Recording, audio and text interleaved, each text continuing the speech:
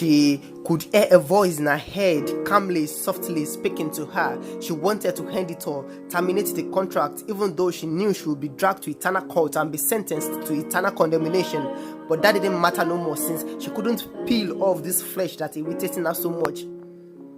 Then the voice in her head became aggressive. She held her head like it was going to burst. She couldn't rewire the errors in her brain wave, not even the ones she knew nothing of. She was suffocating on her own life and she knew it, but she's got a battle in her head. The same friend she made while shouting the word out, advising her aggressively to end it all. She couldn't delay the voice nor deny it no more. It's a voice that stood by her so long that she couldn't afford to fail.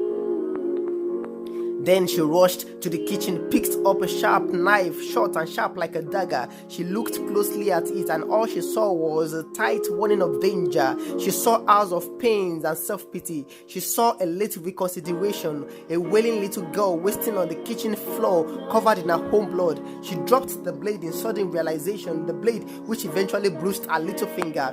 She cowered at the sight of her own blood and shivered away to her room. Like a desperate addict, she was without peace, pacing up and down like a man who had used active drugs, expecting his mistress who would never show. She became mad to herself, tore away her ribbon, scattered her hair, making her look like a gone girl gone wild. She knew death is the void she had to feel for the sake of peace. Then she rushed out again. To the yard she went, got a strong rope. To the house she went with a face full of hope, tied the rope around the fan, tested her neck, got a sharp pain and dropped the idea. Oh, then the idea, she thought, left for the store, laid a hand on the sniper, went to her room, closed the door but didn't lock it. She got a pen from inside the Bible. Her face caught the promises of the faithfuls, but she looked away. Wrote a little note bidding the world farewell, especially her mother who almost died at her birth. Without thinking twice, she drank to her satisfaction, laid the bed and laid on it, arranging herself in a position she would love to die with.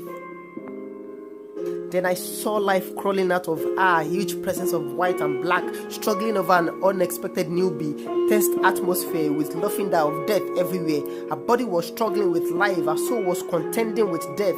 She gave up and her soul was released away. The pastor claimed it was some satanic orchestration, the mystery of the supernatural combating with the reality. The learned uncle believed it was depression. He blamed every of her friends for not noticing her while she was struggling with depression. But the deed is done. She's dead indeed. Her body was dragged out of the house and her shadow left her to her fate.